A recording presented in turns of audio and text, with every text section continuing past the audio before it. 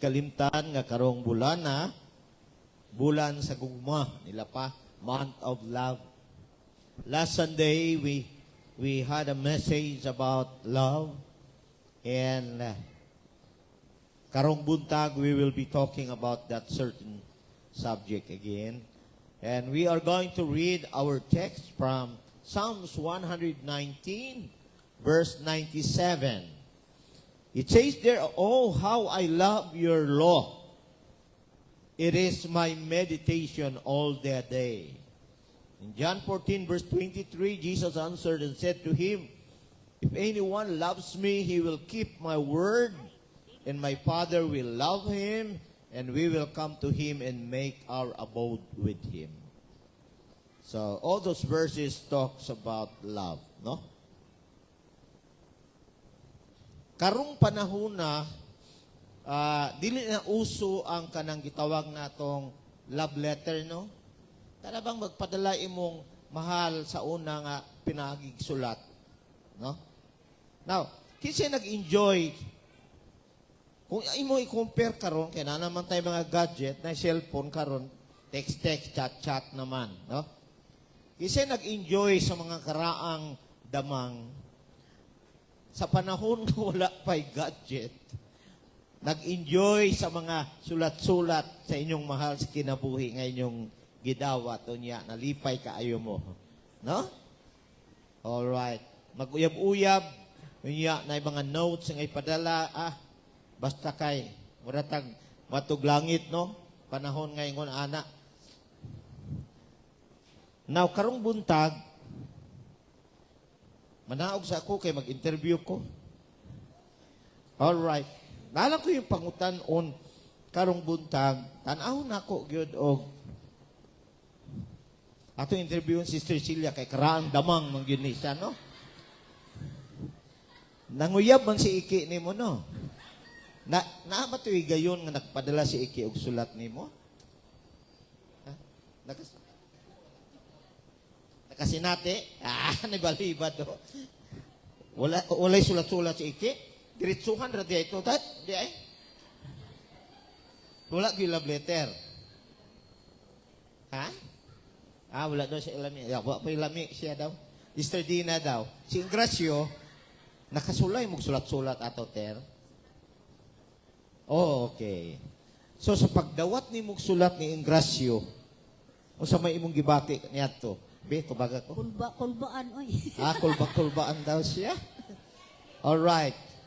Di ba, kung gihigugman mo to si Ingracio, inigsulat ni Ingracio ganahan kay kamubasa sa iyang mga pulong nga gisulat, no? O, tagay na kong sample. O sa mga ingon ni Ingracio kaniya to. Sige lang, wala na bitaw si Ingracio.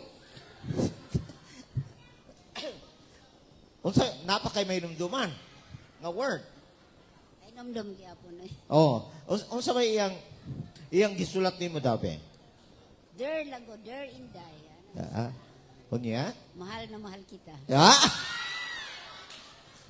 Di ba? Mahal na mahal kita. Kana kung makadawat kag love letter sa unang panahon niya, ingon ana ang content, the normal attitude, if you love the person who sent that letter, of course, imo yun ang itago na yung sulat, no? Ha? Unya, balik-balik ko yung basa ba, no? Unya ka nang magbasa, bitaw nga, pinaagik-ik, madugay, no? Sige nimong basa sa iyang sulat. Why? Because you love the person who sent that letter, and with all those words, gigugma nimo ang iyang gipadala nga word, gigugma po nimo itong nagpadala. Now, the Bible, of course, is the Word of God, all right? So, ang Biblia, love letter man na sa Ginoo nato, di ba? And because it is God's love letter, we love God. Naigugmahan ta sa Ginoo, no? Alright, kung naigugma ka sa Ginoo, higugmaon po nimo iyang pulong. The excitement that we have physically sa dihang natin ni ato nga panahon nga magdawat-dawat pataog mga love letter niya, ganahan kay ta magbasa-basa, balik-balikon.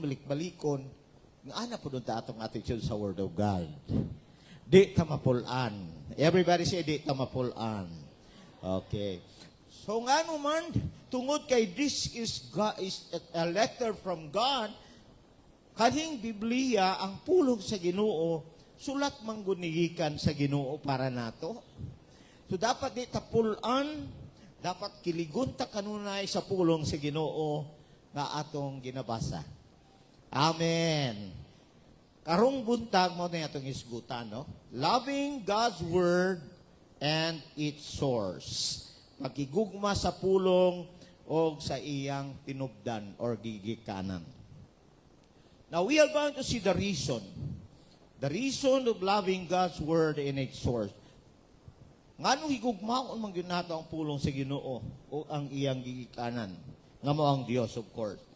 The first reason is found in 2 Timothy chapter 3, verse 16. Ingon siya, all Scripture is inspired by God and profitable for teaching, for reproof, for correction, for training in righteousness. So, unang rason, ano higugmao nato ang Ginoo o ang pulong sa Ginoo ang iyang tinubdan because it is divinely inspired. Tungod kay kini gidihugan kini nga langit nun. Kanang gingon siya all ang tanang kasulatan gidihugan sa Dios. All are inspired by God, divinely inspired. Now, unsa ng word nga divinely inspired? Nagpasabot lamang nga ang Ginoo pinaagi sa balang espiritu, iyang gibantayan ang mga tawhanon nga magsusulat sa Biblia aron ilang masulat gayod sa eksakto o sa tukma ang iyang mensahe nga ang pulong sa Ginoo ang kasulatan gitawag nato siya nga God breath. Kanang word nga inspired manggod sa Greek nga word is theoniostos nga ang kung imo tan-awon na God breath giginhawa sa Dios o nga ang iyang mensahe magauban ang iyang kagahom. That is what divinely inspired means.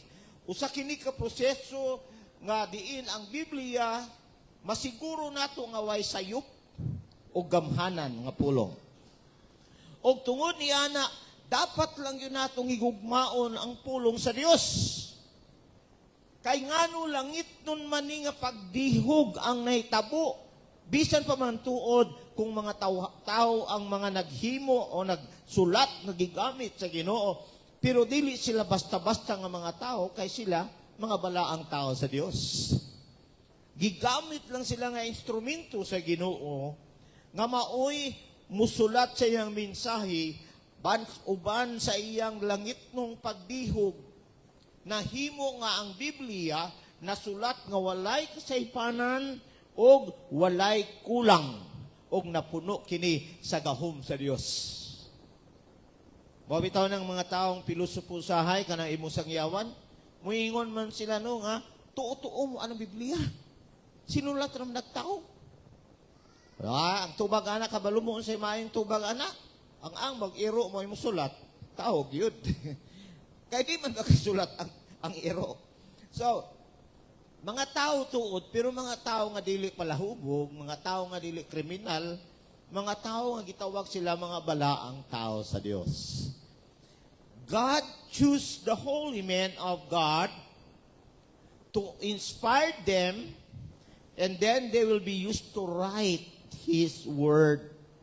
Nga naman, kay kung balaan nga tao, mag-amping yun na sila nga di sila makasala sa ilang ginabuhat, nga gustong ipabuhat sa Ginoo nila. There is no corruption in the Word of God. Mao nga, tungod kay langit nun mani nga gidihugan sa Ginoo, giuban niya ang Holy Spirit, tungod kay ang Holy Spirit man mo'y mastermind. Mastermind sa pulong sa Ginoo, ang ayun natong giugmaon ang pulong sa Dios. You see? That is just the first reason. Ikaduhang rason. Ingon sa John 17:17, he said, sanctify them in the truth. Balaan na sila sa kamatuuran ang imong pulong kamatuuran. On the second reason, of course, in loving God's word and His source is because it is the truth. Tungod kay kini kamatuuran. O kanang word nga kamatuuran, nagatumong sa gitawang natong kumplito o usa kini kalangitnon nga realidad o kani walay pagkausab nga pulong sa Ginoo nga diin makahimo sa pagbalaan sa mga magtotoo. That means to say that the Word of God is never a word that has a lie. Kana ba, ang pulong sa Ginoo, di ka makakaplag dihag bakak, kundili, puros gina siya tinuot. Everybody say that. Ang pulong sa Ginoo, puros tinuot. Mo nang giingon siya, it is divine reality, ug dili siya mausap. It will remain as it is because it is the truth. Dili po pwede siya kambyuhan. Di siya pwede ilisan kay mo yun, ay nasayop ko ani. No? O tungod kay kini kamatuuran, angay yun nato ni siyang higugmaon. See? Ikatulong rason. Diha sa John 1:1, it says, in the beginning was the Word. In the beginning was the Word, and the Word was with God, and the Word was God. Third reason of loving God's Word and its source, of course, because it reveals the Lord. Tungod kay nagapadayag kini sa Ginoo. Muyon gani kang nagpadayag or reveals in English, it refers, of course, to the divine unveiling or making known of secret truths or God's will that were previously hidden or unknown to humanity. So kung mayon ka nagpadayag, nagpasabot, langit nun kini nga pagkuha sa tabil, kana mang tabon ba tabon, no? O kini mao ang pagpahibalo sa diin ginailhan nga gitawag mga tinago, kamatuuran or ang kabubuton sa Ginoo nga sa unang panahon nahimong tinaguan. Apan karon gipadayag sa Ginoo. Kay ngano ingon siya sa sinugdan mauna ang pulong ug ang pulong uban sa Dios o ang pulong Dios. Now, what is the meaning of those word? Ganun gibalik-balik na yun na siya. Because Jesus Himself is the living Word. Siya manggod gitawag nga personified Word of God. What na naibawan sa una? But now we know kanang pulong nga gisgutan diya sa John 1:1 nga si Jesus day na. So, daghang mga butang, mga langit nun nga diin sa unang panahon, sa karaang panahon, wa sila makasabot, wa sila masayod ni ini. Apan karong panahon na, ginayhinay sa Ginoo sa pagpadayag kining mga butanga, nga mao ang pulong sa Ginoo, ug tungod kay mga gipadayag man nga mga butang mani nga tinago sa una nga gipadayag karon angay gyud natong higugmaon ang pulong sa Ginoo uban sa naghatag ni ini nga mga pulong. Now, of course, sa mga gigugma nato tong atong mga uyab-uyab or mga ginikanan sa una, magpadala sila sulat nato, magbalik-balik nato basahon nganuman naay mga butanga naa didto nga diin kamuray na sayod, nga ikaw ray gisultihan sa imong ginikanan and you love to know it, and also the loved one you have, ang imong palagingging, palanggonggong, wanay mga word dito nga kamurag ginasayod, and you try to love them because ang gigikanan gimahal man nimo, gimahal po niya or nimo ang iyang pulong. As I have said a while ago, ingon anak, kinahanglan attitude nato sa Ginoo. Because God sent a letter to us, a word of God. ang iyang pulong iyang gipadala, mao nga higugmaon nato ang pulong nga gikan sa Ginoo sa mga gigugma nato siya na maoy gigikanan. Amen. Now, atong tan-awon the evidence of loving God's word and His source. Unsa may atong ebidensya daw nga mapakita? Atubangan sa Ginoo nga nagigugma nato ang iyang pulong o siya nga mao'y sinugdanan sa pulong. In Job 23 verse 12, I have not departed from the command of His lips.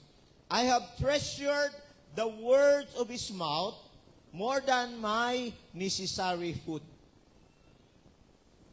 Di sa Psalms 119 verse 97, ingon siya, oh, how I love your law. Ingon siya, it is my meditation all the day.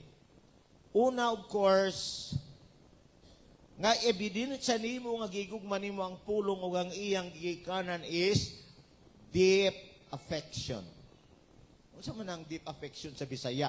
Halalom nga diin pagbati or mainiton nga pagbati.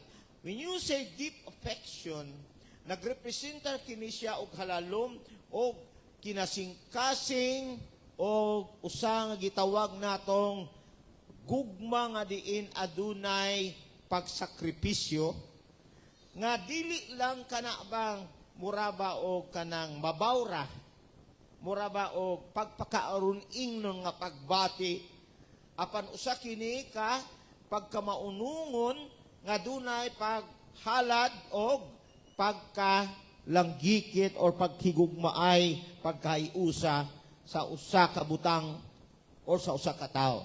Mao nang gitawag natong deep affection.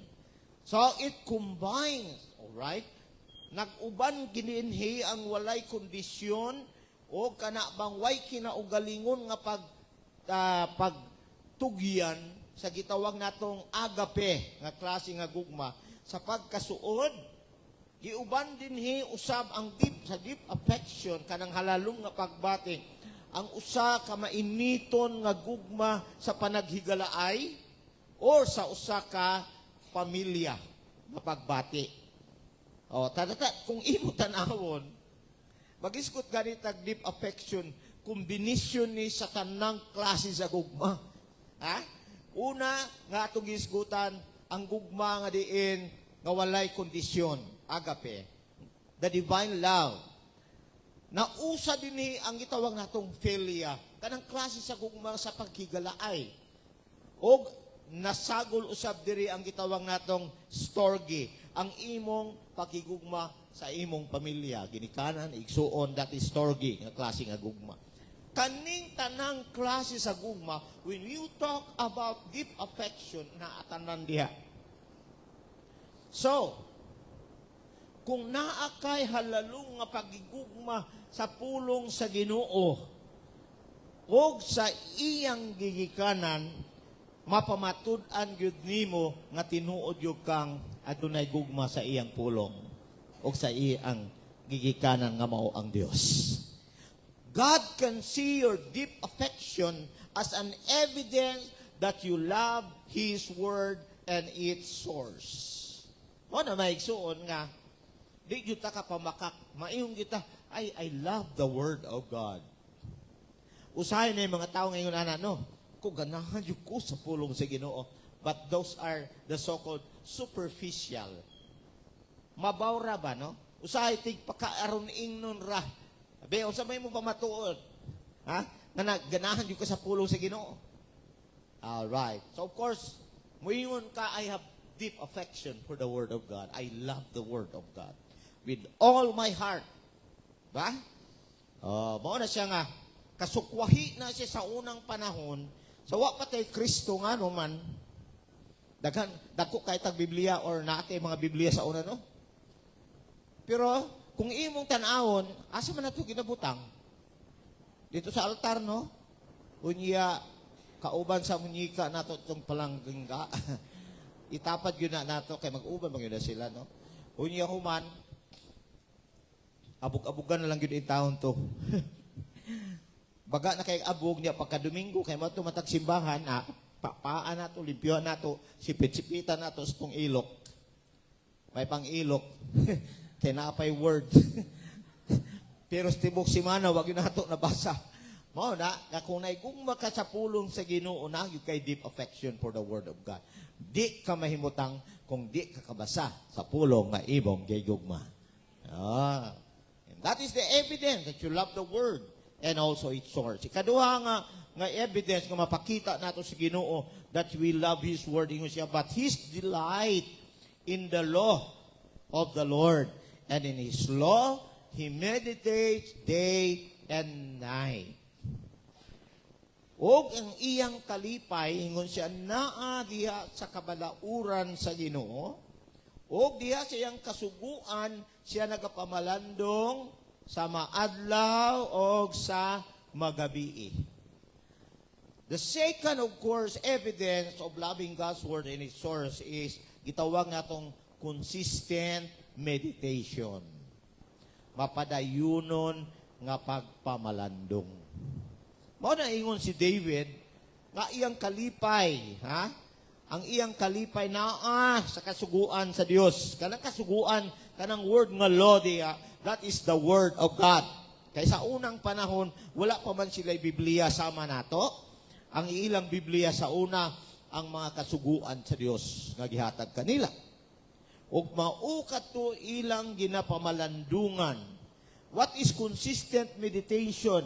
Of course, consistent meditation is an intentional, kanang tinuyo, daily o matag-adlaw, and ongoing nagapadayon nga buhat sa paghuna-huna, paghinuktok, pagyamyam, pagsulti, o pag-aplikar sa pulong sa Ginoo sa atong kinabuhi matag-adlaw.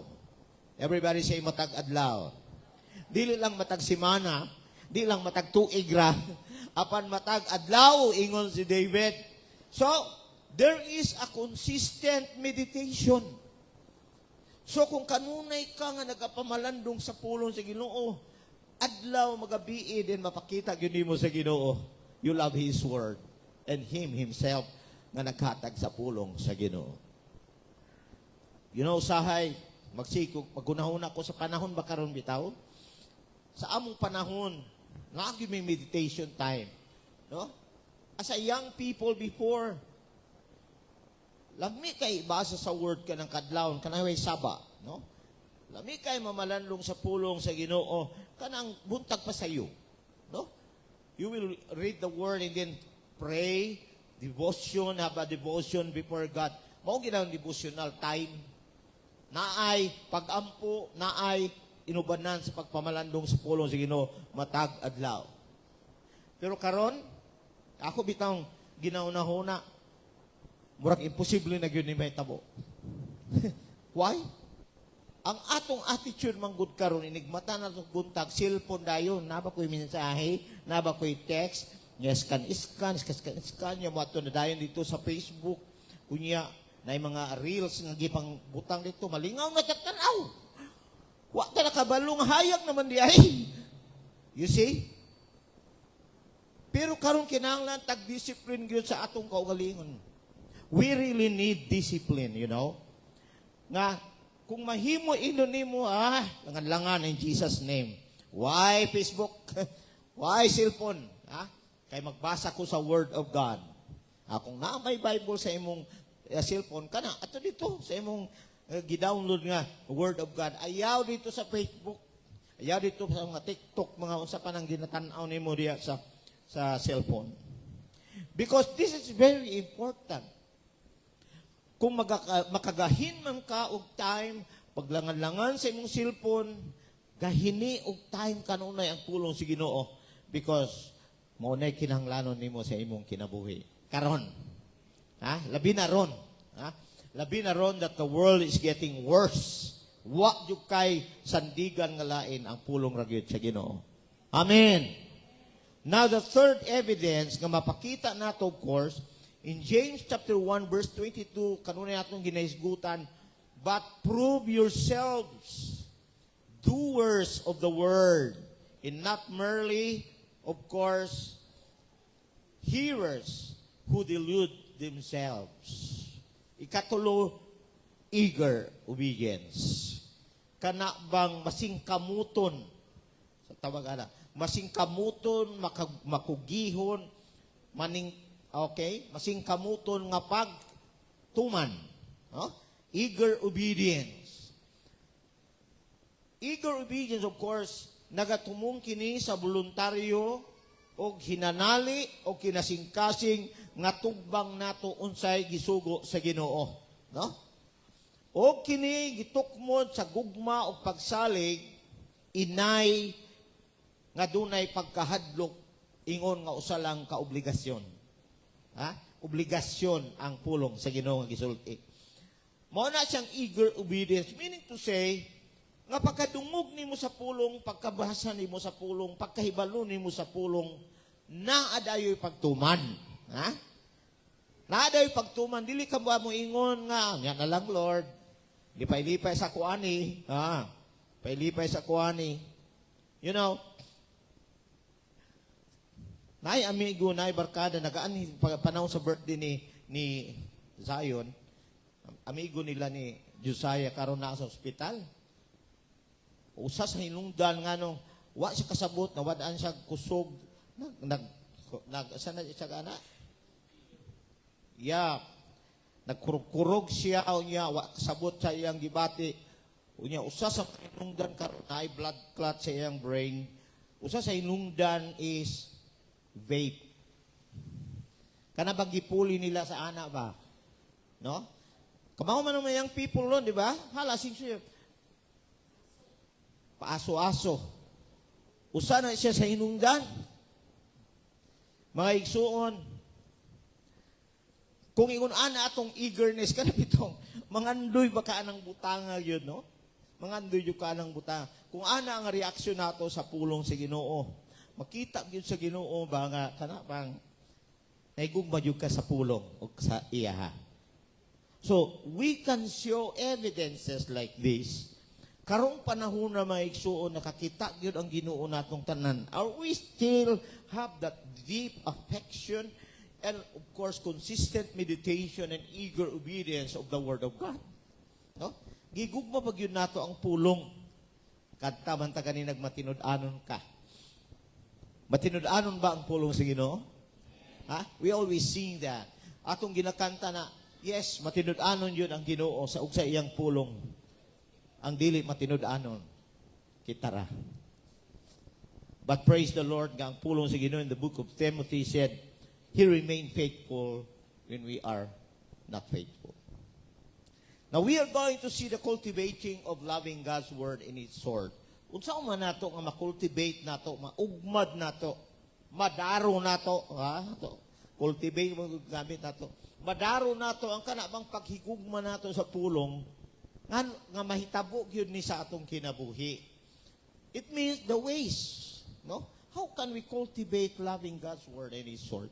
In Psalms 119:18 it says there, "Open my eyes that I may behold wonderful things from your law." So una, of course, pray for a desire. Pag-ampo, ha? Alang sa usa ka tinguha or pangandoy. Si David made a prayer in which, Lord, abli akong mga mata nga ako makita ang mga katingalahang mga butang diha sa imong kabalauran. That is the word of God. Sa imong pulong, kung ato pang isulti, no? So when you say desire, kanang pangandoy maigso nga gisgutan diya, nagatumong sa usa ka ligon or kusgan nga pagpangandoy, longing, craving, or intention that can be either godly or sinful depending on its focus. Pero kay Kristohanon man ta, ayaw tong mga ungodly or sinful. But it is an intention that can, of course, that will give you a focus acting as an internal force driving action. Kana bang mo'y butang ba nga makatukmod nimo ba? No? Lord, tagay ko desire, Lord, sa pagigugma sa imong pulong ug kanimo, Lord, nga gigikanan sa pulong. Mo na ginaingon ni David din, ingon siya, open my eyes. Ha? Ugwa pa kakaampuan ang desire, ampo na. Ugwa jud kay gana sa word of God, iampo. Nga naa kay gana sa pulong sa Ginoo, Lord, give me a desire, Lord. Ha? And you can see, of course, the working power of God's word in your life. No? Daghang mga tao gusto kausaban, I will tell you, the transformation, the change that you are looking for, naa gyud sa iyang pulong ug nasa Ginoo. Ha? Try to read and try to apply the Word of God and try to desire His Word and then you will be changed. No? Nakainom din mo sa testimonyo ni Fred Galang. Amot, kaila ba mo anan iya? Kitang mga karaang damang, amot, ug mahilig mo kanang mga artista sa una. Kana si Fred Galang, bold star na iya. Magpakamatay na unta siya. Kining mga artista kasagaran, no? Na mga ingon na incident. So, si Marilyn Monroe, si Elvis Presley, nag-overdrug. So, si Fred Galang, sa iyang kasikat, sa iyang kakwartahan, nambot o sa iyang naabot sa iyang una-una, nagplano siya nga magpakamatay. Saka siya sa pinaka-taas nga floor sa usa ka hotel. Unya, kabalo mo, maambak yung plano ito, maambak siya. Kaya lagi, gusto na siya magpakamatay. But inside the hotel, nakakita man siya Gideon Bible. Ha? Kita man siya Gideon Bible. Iyang gikuha. Di ba? Kasi nakaadtog hotel, di ba na yung mga Bible pangbilin sa mga Gideons? Gibasa niya. Ang iya mang yung gibasa nga, for all have sinned and come short of the glory of God. Until nga, may abot iyang gana, sing basa. Nagkinulso siya dito sa hotel. O si, nahimong Kristohanon si Fred Galang. No? Si Di Mesa nga diin nahimong artista sa una na Kristohanon and he was completely changed because of the word of God. You see? So, you need to have and pray for a desire for the word karon. Kay tungod kay daghan namang kaglinga karon sa kalibutan, kinahanglan yung kag prayer. Amangando yung ka always for the word of God. This is the first way that we can cultivate, of course, in loving the Word of God in its source. Now, next, nga tanawon nato, the second way on how to cultivate our love for God's Word and its source, diya sa John 5:39. Sa New International Version ako gikuha, ingon siya, you study the Scriptures diligently because you think that in them you have eternal life. Oh, gilalimang ka. Di lang pray for a desire, but diligence in study. Pagka makugihon sa pagtuon. Mauna. Now, it doesn't mean that you need to go to the Bible school in order to have a diligence in studying the Word of God. You yourself in your personal life can make diligently studying the Word. Tungod kay ingon siya diha kanila naa ang kinabuhing dayon. Try to see the result. So when you say diligent, nagpasabot lamang kini sa kanang permanente o mainiton o makugihon nga kanang pagpaningkamot nga dunay itawag natong sinagulan sa usa ka hard work nga diin mabinantayon, mapadayunon nga pagtagad sa imong ginabuhat. So, mauna siya ang diligence. Unsa may hatagan nimo og mapadayunong pagtagad nga imong ginabuhat? Pagtuon sa pulong sa Ginoo nga no, ingon si Jesus, for them ingon siya, you have eternal life. When you study the Word of God, you will have eternal life. And that is the way we cultivate, of course, the loving of God's Word.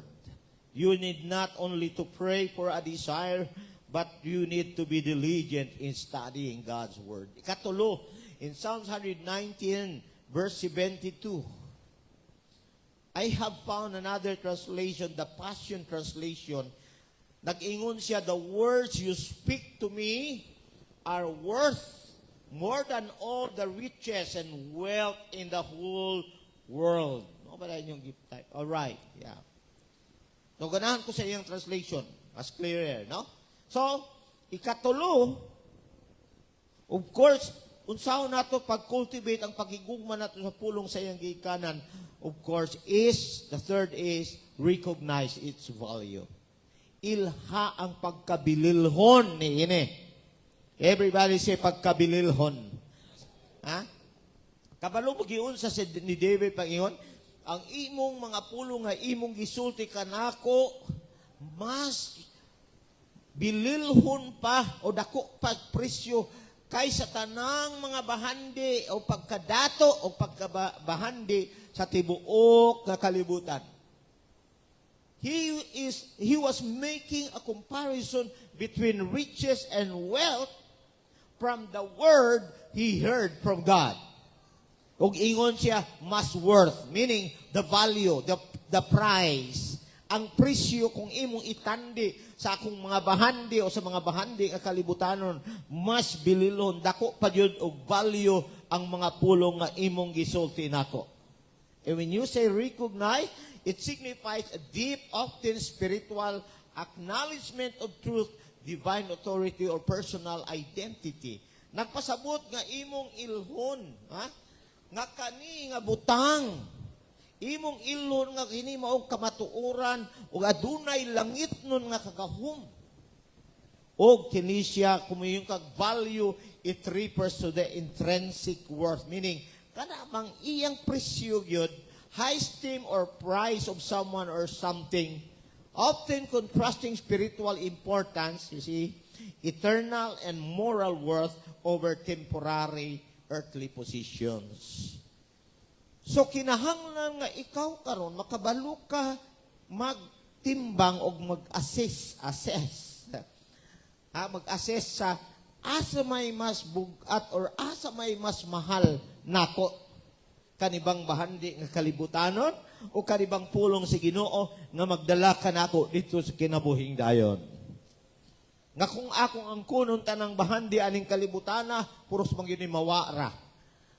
Pero kung naay pulong sa Ginoo, kabalo ko, balunon nako ni ngadto sa gingarian sa langit sa walay katapusan. Amen. So that's the value of the Word of God. So when you want to cultivate, when you want to love the Word of God, you need to recognize its value. Ilha nga mas mahal ang pulong sa Ginoo ikumparar sa bisan unsang butang nga kalibutanon. A growing love for the Word of God, of course, naturally leads to a growing love for the God of the Word. Sabot mo ato? Kanang nagatubo nga gugmaalang sa pulong sa Ginoo sa natural nga paagi, ngoy mugiya nato ngadto sa nagatubo nga gugma nato alang sa Ginoo nga Ginoo sa pulong. He is the God of His Word, of this Word, of course. So mo kini ang atong lintunganan nga tinubdan sa kamatuoran and of course giya alang sa madagayaon nga pagkinabuhi. Ngadto na sa kinabuhing walay katapusan. Karong buntag, of course, gina-encourage ta karon sa pulong sa Ginoo. You need, of course, to love God's Word. You need to know how to cultivate your love for the Word of God bisan karong mga panahona. Minus-minusi ang imong pagigugma na imong gadget nga siging tan-aw. Ibalhin ka ng pagkaganahan nimo ngadto sa pulong sa Ginoo. Because the Lord is giving us some warning this morning that the Word of God is more valuable. Ang pulong sa Ginoo mas bililhon kaysa bisan pang unsang bahandi, unsang butang sa kalibutan. Amen. Shall we all rise? Manindog ng tanang kalubutag. You know, kung ikaw tininuod nga naminaw sa pulong sa Ginoo karong buntaga. And I think tingali sa imong kinabuhi, murag nawad-an na kagana ba sa word. Hinumdumi nga you cannot serve God without loving His word at the same time. Di ba pwedeng gigugman nimo ng imong banaw niya ang iyang pulong nga imong madungog iya imong isalikway. Because you love that person, you need to accept His word. Maupod sa mga asawa, of course, labaw na sa Ginoo. ang ginasulti sa Ginoo nato karong buntag, ato daw i-assess atong paghatag og value. Asa may mas importante nato? Kanibang mga bahandi, mga butang sa kalibutan o sa iyang pulong kakanay natong madungog. No? Hallelujah. Kataho nato itong matinud-anon kapag balik. No? You know, wapo kayo ng kanta tungod kay atong ginasultihan ang Ginoo matinud-anon gyud ang Ginoo uban sa iyang pulong. No? That's a good, the message of the song is so fitted to what we are talking all about karong buntag. O kuno galing ikaw murag naghinahinay na kag way gana sa word. I-renew imong commitment sa Ginoo, Lord. Ingna si Jesus karong buntag, I love you, Lord, and I will love your word also. Higugmaon na ka, Lord. O higugmaon po na ko ang imong pulong karon. Glory to God. Hallelujah. We bless your name. Try to meditate upon the message of the Word of God this morning. As you are singing this song, samtang nag-aawit ka ng awit. So siyahin mo kasing-kasing with regard to the Word of God. Hallelujah. Ungon mo mga pagangyo ko, sumala sa mga sago, sukat ka sa sinagdana, ikaw Yun ang tinudano.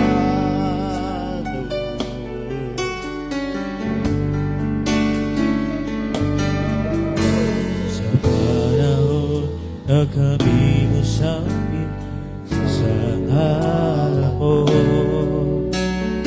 Lungkot mo mga pagkakyo ko, sumala sa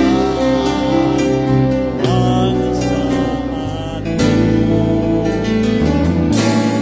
Mainod-anon ka sa mga pulong mo, mga saan mo kanak, ikutan ko, walang kamausan,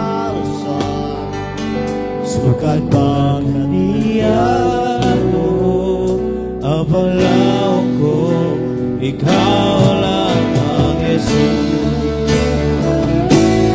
Pinun-anon ka sa mga pulong mo, mga saan mo anak ko, ikutan ko, wala ka na usap, sukat pagkaiyan ko, ang panglaong ko, ang paglaong ko, ang paglaong ko. Ikaw lamang, Jesus. Jesus, thank you, Lord. Ang paglaong ko. Yes, Lord. Ikaw lamang, Jesus. Hallelujah, Lord. Thank you, Lord Jesus. Father, we want to thank you, Lord, today. Salamat sa imong pulong, Lord. Na Lord, nagadasig ka namo, kinahanglan namong igugmaon imong pulong. Na kung naigugma kami kanimo, Lord, dapat namo igugmaon sa imong pulong. Lord, kinasayod kami nga imong pulong, mas bililhon, Lord, sa bisan unsang butang na nasa kalibutan. O Lord, kung galing ang dunay pipilangan daw, mibiya sa ilang pag-igugma sa imong pulong, Lord. Imuha ka na nga desire. Imuha kini nga mo ipangandoy, Lord, sa paghigugma sa imong pulong. Nga Lord, mao kini magatungpod namo nga mamalandong ug Lord, magasunod, magatuon sa imong pulong sa kanunay hangtod sa imong pagbalik, O God. Salamat, Lord. Dunay kapag-uhan nga tungod sa imong pulong karong buntag, dunay mga kapag-uhan ang among pagtagad, Lord, sa imong pulong, O God. Na karong adlaw nakita namo among sayo ug amo kining tuliron, Lord. Kaya kabaluming, Lord, kini pulong nga gikan kanimo para kanamo karong adlaw. Bless everyone today with all those words, oh God, that we have heard. And we just want to give you back all the glory, honor, and praises this morning in the mighty name of Jesus. Amen and amen. Hallelujah.